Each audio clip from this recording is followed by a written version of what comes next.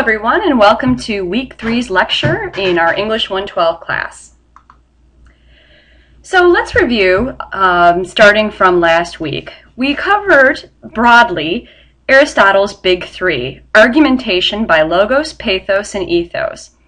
We started last week off by talking about ethos a little more in depth. Remember Eminem's rules of decorum. Personal experience and practical wisdom on display is one of the easiest and best ways that you can get an audience on your side. It means that you're a reasonable person, or at least you appear to be so. Some of the other tricks are, again, bending the rules. So that is, if your boss seems to be moving in one direction, then you'll want to make sure that you are as well.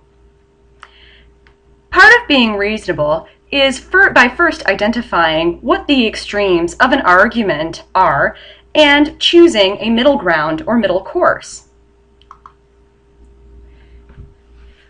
We're going to talk a little bit more about ethos this week. The number one thing that you want to consider when establishing your credibility is that you make sure that your audience understands that you are disinterested, and also that you are displaying selfless goodwill. That is, the needs of your audience come before or might even possibly hurt you. Now, one way you can do this is by displaying a reluctance. That is, make it appear as if it took you a lot of time and thought to come to the conclusion that you are offering your audience. Of course, you want to appear as though you have no tricks, or that you also are personally sacrificing some part of yourself or your ideas in order to make sure that the audience, again, is being understood and valued. Another trick to this is the dubitatio, which is appearing doubtful. Remember, you are performing your credibility, and this entails not resting on your own laurels or what you've done in the past. Ethos does not necessarily mean being who you consider your true self to be. It means that you are displaying your trustworthiness. Like the other appeals, pathos and logos, it depends on your audience. Your rhetorical virtue isn't fixed. You can start afresh with every argument. Again, remember that it's all about appearance. You know that your audience is in a perfect state of persuadability when they are attentive, appear trusting, and also, of course, appear to be willing to be persuaded.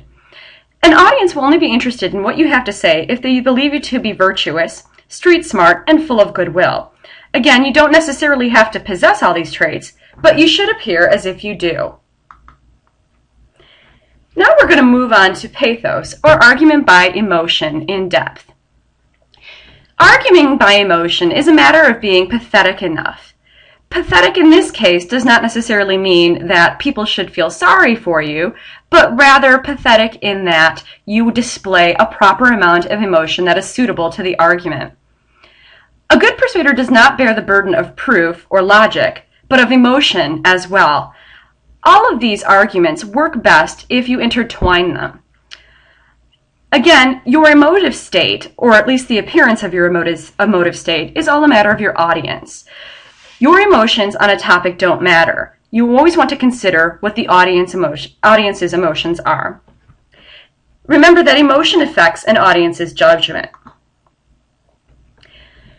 Thinking about reality, if you think about it, as I said, is dependent on an emotional state. Emotions are often modified through beliefs. Some of the questions we want to ask ourselves as persuaders in training is, what does the audience value? What are the audience's expectations? And what do we think we know about the audience's background? Emotion is not completely separate from rhetorical logic at all. Emotions come from experience, what your audience believes has happened, which of course is a matter of interpretation, and also from expectation, what your audience believes will happen in the future if they don't or do take a certain course of action that you are offering. Persuasive emotions that incite action. Fear. Fear is the susceptibility to a disastrous event. Anger. Someone or something withholding that which the audience desires. Patriotism is an us versus them, fealty to a country or an organization, and it works when your group is under threat. Emulation is an emotional response to a role model, such as, say, Christopher Reeve, Michael J. Fox, or the student body president. Of course, appealing to humor relies on knowing your audience. It is the most difficult emotion to persuade with because an audience's sense of humor might not be the same as yours. Never announce the emotion you wish to incite with your words. Language choice should take care of that.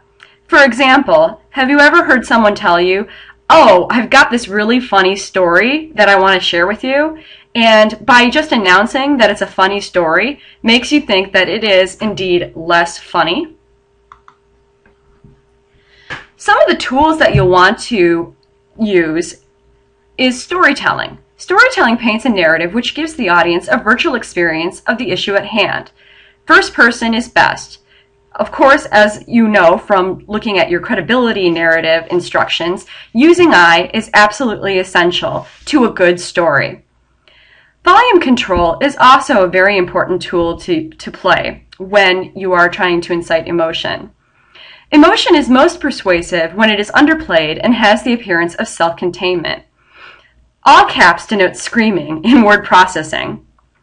Simple speech. Simple speech elicits emotions when they are best conveyed using plain language. Fancy speech makes the emotion look contrived and therefore makes people feel skeptical of the argument. Turning a hostile audience into a receptive one can be tricky. First tool that you want to employ is using the passive voice. This makes things appear as if they happened on their own, and it assuages blame and anger. Setting a backfire, or the mea culpa, which stands for my fault, inspires sympathy by exaggerating the audience's emotions. As I mentioned, trying to incite humor is tricky. It does relieve anxiety, but it must be the right kind of humor. It should be suited to the audience and the situation. Humor can take the form of urbane humor, which relies on an educated audience playing with words. Wit is not bust-a-gut funny, but plays off a particular situation. Facetious humor is most of the jokes that you've ever heard. It's supposed to make you laugh, but isn't necessarily persuasive. Banter is like the game Snaps. You know, the "your mama's so" insert clever insult, or snappy comeback.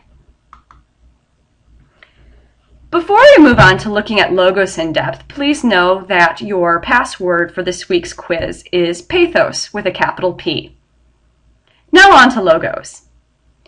Your audience judges you on whether your opinion is the right one, i.e., logical. The outcome of a deliberative argument, the kind that we're concerned with in this course, rests on the audience's own beliefs, values, and self-interest.